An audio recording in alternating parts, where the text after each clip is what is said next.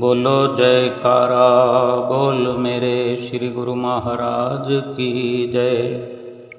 सभी गुरुमुख प्रेमियों से सप्रेम जय सच्चिदानंद। जब से इंसान इस दुनिया में आया है तब से ही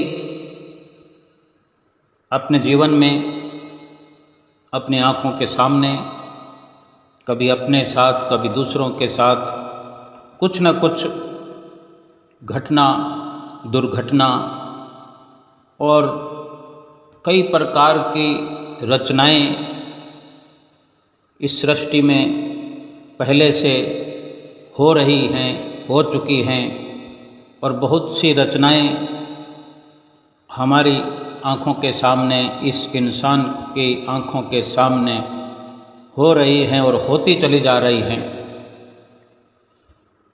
बहुत सी ऐसी घटनाओं को, बहुत सारी होनी और अनहोनी को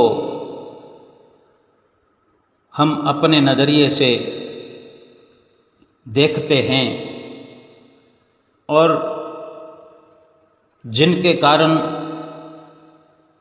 बहुत सा प्रभाव हमारे अंतःकरण पर, हमारे मन पर, मस्तिष्क पर, दिल की गहराइयों तक होता रहा है, हो रहा है, होता रहेगा।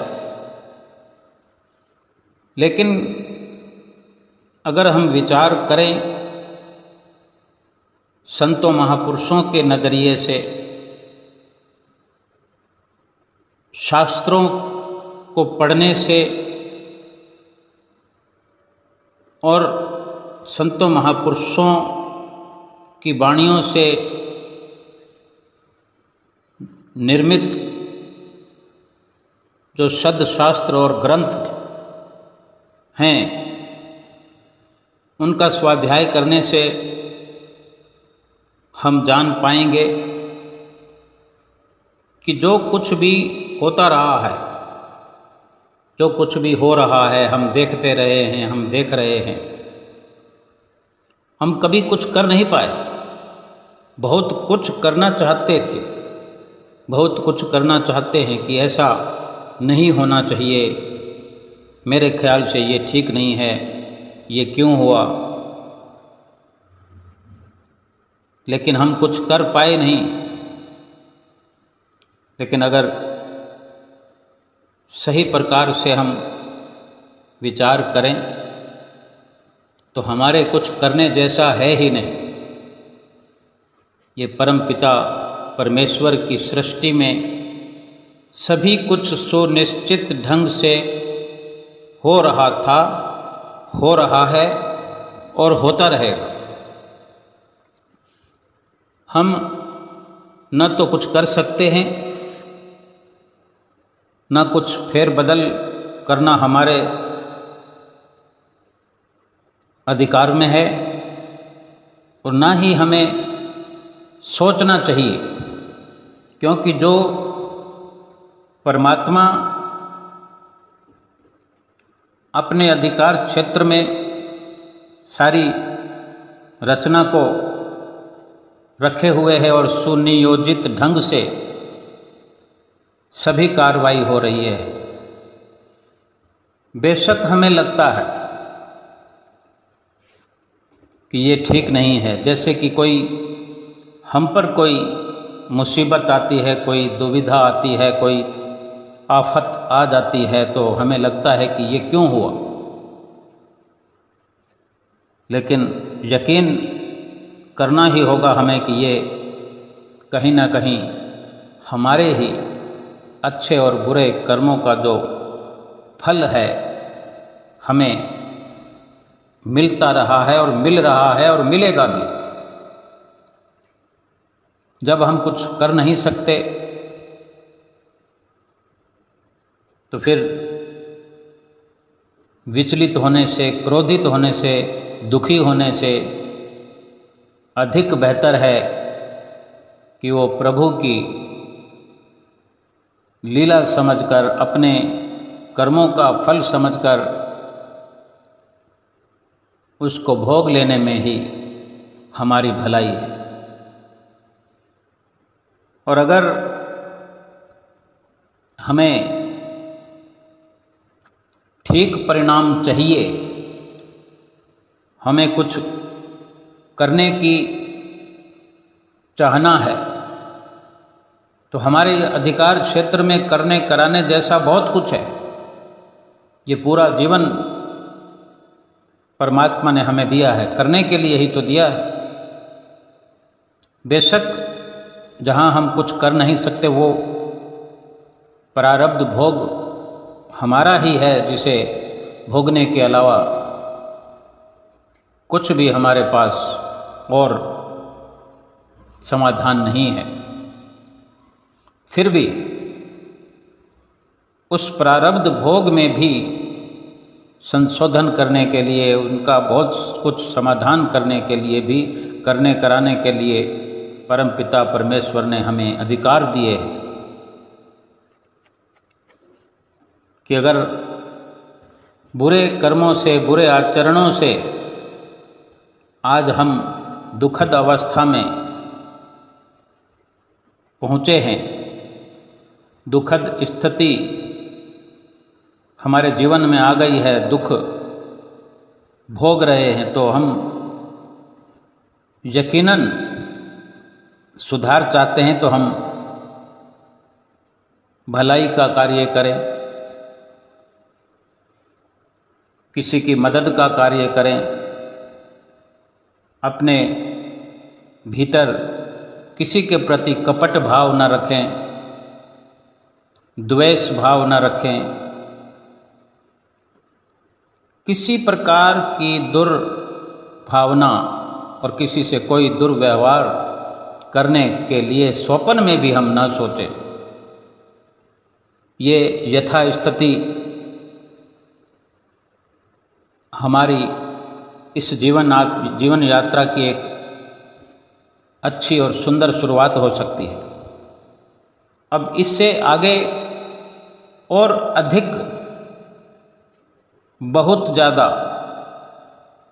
लाभ प्राप्त करने के लिए और प्रारब्ध कर्मों का जो प्रभाव है उसको, प्रारब्ध भोगों को कम करने के लिए, असर कम करने के लिए, जो हमें रात और दिन सतगुरुदेव महाराज जी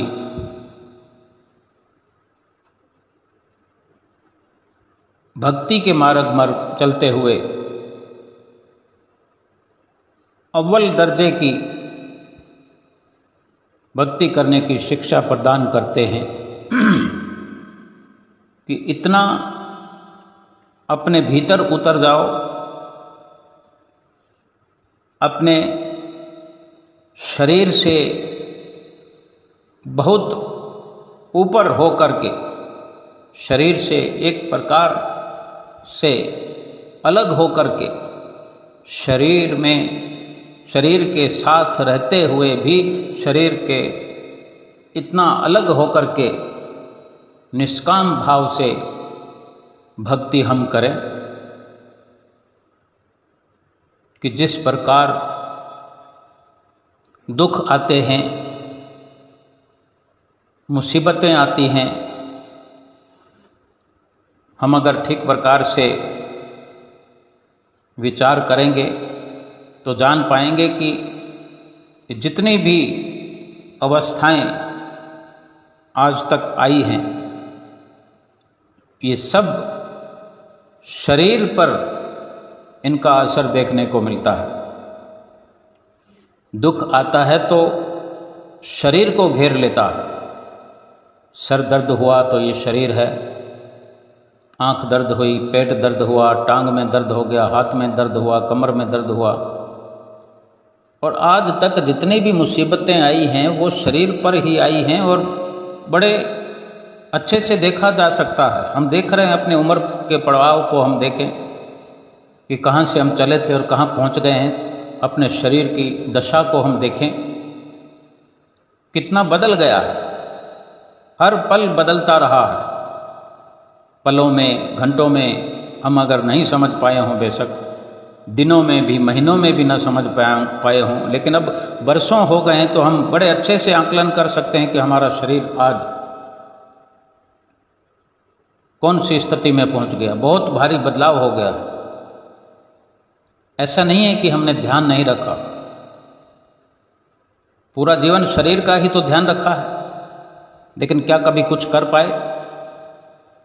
अगर कोई शरीर पर दुख आता है, बेशक हम दवा दारू करके समझते हैं कि मैं ठीक हो गया हूँ, फलां डॉक्टर से, फलां दवाई से, इस प्रकार से मैं ठीक हुआ, लेकिन क्या जीवन भर ये दुख तकलीफ़ें तो आती रहेंगी? तो क्या हम बरसों तक, सैकड़ों वर्षों तक इसी प्रकार ठीक होते रहेंगे?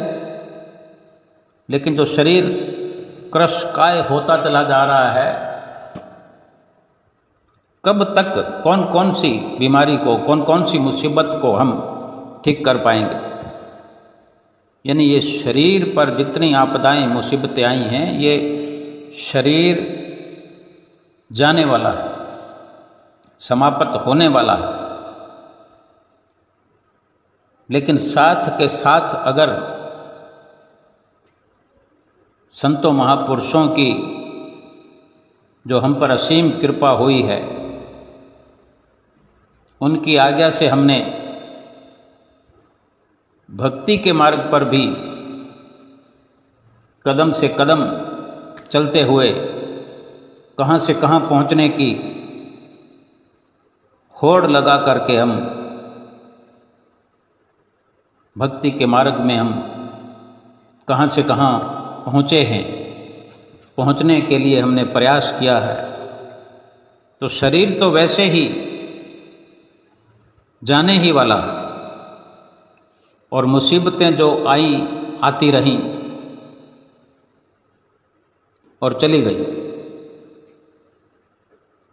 लेकिन अधिकतर लाभ वाला कार्य यही रहा कि हमने जो इस शरीर पर मुसीबतों को झेलते हुए, दुखों को प्राप्त करते हुए, दुखों को भोगते हुए भक्ति के मार्ग पर चलकर जो हमने भक्ति की तरक्की की, भक्ति का खजाना हासिल किया, भक्ति का धन प्राप्त किया, तो हम यकीनन कह सकते हैं कि जो मुसीबतें आती रहीं, उनका असर हम पर लेस मात्र का ही होता रहा है और लेस मात्र ही हो रहा है, और इसी प्रकार से लेस मात्र का असर होता रहेगा, और हमारे प्रारब्ध भोग भी समाप्त होते होते हो जाएंगे। शरीर भी समाप्त हो जाएगा, श्वास भी समाप्त हो जाएंगे, बैलेंस में हमारे पास रह जाएगी भगवान की भक्ति, भगवान का जपा हुआ नाम, सुमरन, भजन, जो कि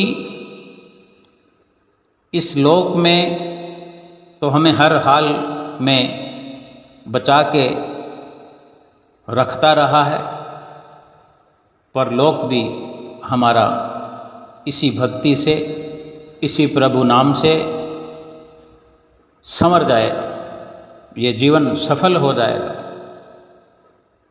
अगर भक्ति से विहीन रहे और आज भी भक्ति से खाली हैं और भक्ति से खाली रह जाएंगे, तो शरीर तो फिर भी जा रहा है और जाएगा, श्वास भी जा रहे हैं, चले जाएंगे पूरे के पूरे, लेकिन फिर हाथ पल्ले हमारे कुछ नहीं रहेगा। क्योंकि हाथ पल्ले रहने का तात्पर्य यह है कि एक भक्ति ही भगवान की इस जीव के इस लोक में भी साथ रहती है और परलोक में भी साथ जाती है। हम जो ये संसार की अवस्थाओं को देखते हैं कि तूफान आ गया, भूकंप आ गया, कोरोना आ गया, ये नहीं सोचते कि कहाँ आया, कितने कितने दिनों तक एक समाचार चलता रहता है कि तूफान वहाँ से शुरू होगा, समुद्र तट से वहाँ टकराएगा, फिर वहाँ तबाही मचाएगा, फिर वहाँ से चलकर वहाँ जाएगा। इतने सारे अनुमान लगा लेने पर भी हम कुछ बचाव नहीं करते, केवल देखते रहते हैं और विचलित होते रहते हैं, दुखी होते रहते हैं। लेकिन क्या उसमें सभी तूफान में और जलजले में, बाढ़ में सभी के सभी समा जाते हैं? कहाँ तूफान चल रहा होता है, देखते ही देखते उसका ऐसा मोड़ हो जाता है कि समाचार बदल जाते हैं कि तूफान ने अपनी दिशा बदल ली है और अब इस राज्य की ओर बढ़ रहा है। यानी ये कहीं ना कहीं कुदरत की ये रचना है, प्रभु परमेश्वर की रचना है, लेकिन वो भी हर इंसान के कर्मों के अनुसार ही ये सब घटित हो रहा है। तो क्यों ना हम अपने कर्म क्षेत्र में ध्यान दें कि हम आज भी कुछ करने के लिए इस दुनिया में आए हैं। जो कर्म करके आए हैं तब भी हम कर सकते थे, लेकिन जो किया उसके आधार पर हमारी स्थिति परिस्थिति बनी है। कुछ ठीक हुआ, गलत हुआ, जो भी हुआ, लेकिन हमें आज अपने इस वक़्त को, इस पल को, वर्तमान को देखना है कि हम क्या कर सकते हैं और क्यों ये अवसर हमें मिला है। यूं ही हाथ पर हाथ धर के बैठे रहें? बहुत सारी दशा दूर दूर तक हम देखते हैं, वहाँ ये हुआ, वहाँ ये हुआ। अपने इर्द गिर्द भी देखें हम, अपने घर में कितने तूफान हैं, अपने गली मोहल्ले में तूफान है, हमारे स्वयं के घर में तूफान है। घर तो क्या, हमारे घट में कितना तूफान है। वो तूफान तो समुद्र तट से टकराता है, जिसकी भविष्यवाणी बड़े बड़े यंत्रों से, मौसम विभाग से, सूत्रों से ये जानकारी मिलती है, और जो रख रखाव, जो बचाव कार्य वो करते हैं, जितना कर सकते हैं वो कर सकते हैं। जिनको बचाना उनको ठीक लगता है, हजारों हजारों घरों को, लाखों लाखों घरों को वो खाली करवाने के साथ साथ उन लोगों को वहाँ से निकाल करके एक सुरक्षित जगह पर ले जाते हैं। लेकिन जो तूफान हमारे घट में है, हमारे चित्त में है, उसके बारे में हमने कभी सोचा नहीं। हम सोचते नहीं कि हमारे भीतर जो जीवात्मा है उसको निकाल करके हमने सुरक्षित स्थान पर ले जाना है। ये संभवतया सतगुरु ही इस बारे में जानते हैं और हमें चिताते भी हैं। तभी हमारी सुरती को अंतर्मुखी करते हुए भजन सुमरण की ताकीद करते हैं, हमें हिदायत देते हैं। जितनी हम अपने भीतर की इस स्थिति को ठीक कर सकें, उतना ही हमारे लिए एक बहुत बड़ी सफलता हो सकती है। आसपास का वातावरण जितना गंभीर होता है, उसको अपने नज़रिए से बाहर ही बाहर अपनी सोच से, अपनी उत्तम विचारधारा से, अपने ज्ञान से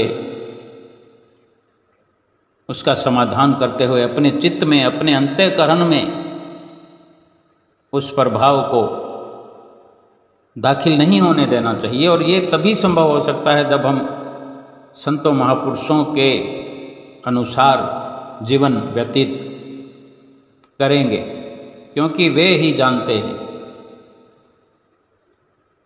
कि किस प्रकार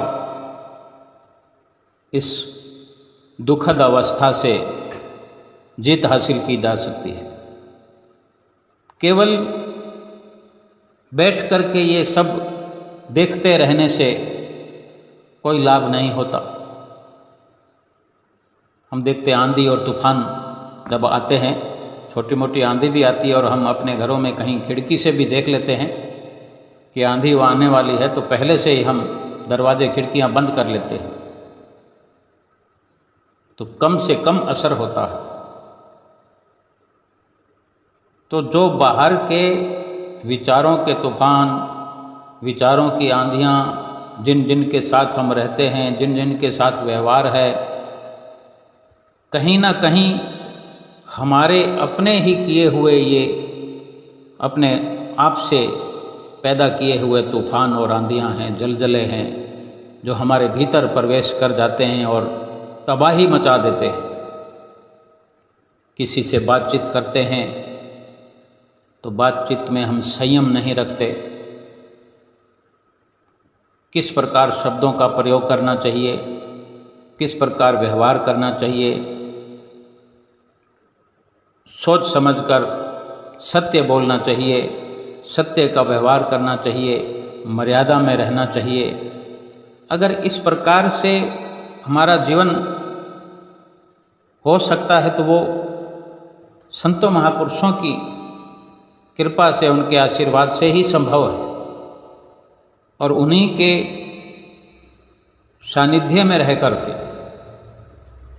हमेशा यही विचार रखें, हर पल यही सोच रखें कि अगर कोई हमसे अनुचित व्यवहार कर रहा है, हमसे कोई झूठ बोल रहा है, कोई हमसे कपट कर रहा है और हमें पता लग रहा है, एक बार पता नहीं लगा तो हम किसी के कपट में आ गए, छल में आ गए, अब उसका समाधान तो हमारे पास नहीं है, लेकिन अगली बार हम सचेत हो जाएं और फिर उससे उसी प्रकार का व्यवहार करें जिससे कि हमें किसी भी प्रकार का असर हमारे भीतर ना हो। आम दुनिया में हम देखते हैं, कहीं कोई ब्याह है, शादी है, कोई परिवार में खुशी का माहौल है, लेकिन जिन जिन को बुलाया करते हैं खुशी में शामिल होने के लिए, घर परिवार वाले अपने घर में अपने ही रिश्तेदारों को, मित्रों को, परिवार को बुलाते हैं, खुशी मनाने के लिए बुलाते हैं, खुशी बढ़ाने के लिए बुलाते हैं, अपने जेब से पैसा खर्च करके उनको अच्छा खिलाते पिलाते हैं, अच्छा बैठने का स्थान देते हैं, आदर सम्मान करते हैं। वही लोग वही अपने वहाँ पर तूफान खड़ा कर दिया करते हैं और फिर कहा सुनी और जाने क्या क्या, अपना हृदय आवेश से भर जाता है, द्वेष से भर जाता है, कलह कलेश से भर जाता है। खुशी तो काफूर हो जाती है, थोड़े दिनों में फिर सामान्य हो जाता है, भूल जाते हैं। क्यों? कि क्या करें, ये तो ऐसे ही चलता रहेगा, रिश्ता तो निभाना ही पड़ता है। यानी जो हमसे कपट करते हैं, छल करते हैं, उनसे भी हम रिश्ता निभाने की बात करते हैं। क्या हम पर उपकारी तो नहीं हैं ऐसे? जब हम दुखी हो रहे होते हैं उस वक़्त ऐसा लगता है कि बात नहीं करेंगे, फिर उन्हीं से निभाने की बात करते हैं। कितना निभेगा वहाँ पर? जो विचार, जो किसी का व्यवहार, किसी से मिलना मिलाना, किसी की वार्ता, किसी की बोलचाल हमारे अंतःकरण को मेला कुचला कर सकती है, किसी की भाषा, वहाँ कैसा निभाव होगा? या यूँ समझें कि हमारे घर में अगर आकर कोई कूड़ा करकट डाल रहा है, गंदगी फैला रहा है, थोड़ी सी गंदगी के लिए, थोड़े से कचरे के लिए हम रोज़ झाड़ू लगाते हैं, झाड़ू पर भी फिर पोछा लगाते हैं, उसके बाद में सारा दिन ख्याल रखते हैं कि अकारण कचरा ना हो, और अगर कोई भर भर कर कचरा डालना शुरू कर दे तो उसको हम बर्दाश्त करते हैं। और ये कचरा तो अंतःकरण में भरने वाला ऐसा है कि जीवन को भी दूभर कर दिया जाता है, जीना मुश्किल हो जाता है, रात को नींद नहीं आती। और हम निभाने की बात करते हैं। कभी ये नहीं सोचा कि जिस प्रभु परमेश्वर ने हमें ये जन्म दिया, ऐसी बख्शिश की, ऐसा स्वर्णिम अवसर दिया, इस संसार में रहने का हमें एक उपहार बख्शा है, उनसे निभाने के लिए हम नहीं सोचते। जहाँ पर किसी प्रकार का दुर्व्यवहार नहीं होता, संतों महापुरुषों के पास जाने में, उनकी संगत करने में, उनके सानिध्य में बैठने से, उनके साथ समय खर्च करने में लाभ ही लाभ होता है, मन शांत हो जाता है। लेकिन वहाँ पर प्रयास ही नहीं करते हम, वहाँ पर हमें कोई लाभ नज़र ही नहीं आता। असल में वही लाभ है। संसार की भीड़ इकट्ठी करने के लिए हम ताने भी सुनते हैं, गलत बातें भी सुनते हैं, लेकिन ये नहीं सोचते कि हम भीड़ का क्या करेंगे। इस दुनिया में अकेले आए हैं और अकेले चले जाएंगे। जहाँ से आए थे और जहाँ जाएंगे वहाँ तो एक प्रभु परमेश्वर का ही साथ हो सकता है, बाकी तो सब यहीं रहने वाले हैं।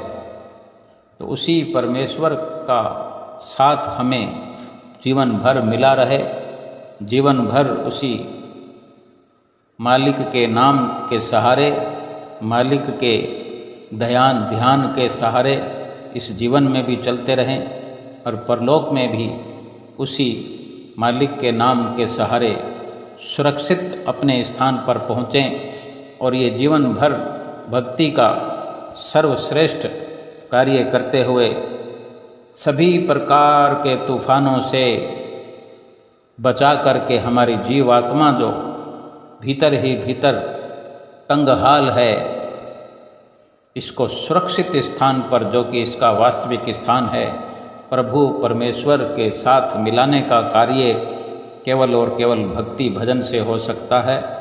और इसी प्रकार भक्ति भजन का लाभ सतगुरु की चरण शरण प्राप्त करने से मिलता है।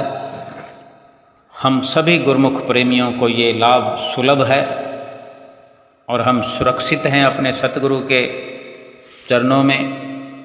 उन्हीं के आदेशों का पालन करते हुए, उनकी आज्ञा का पालन करते हुए 5 नियमों की पालना करें, 2 घंटे भजन अभ्यास करें और अपना लोक परलोक सुहेला करें। बोलो जयकारा बोल मेरे श्री गुरु महाराज की जय।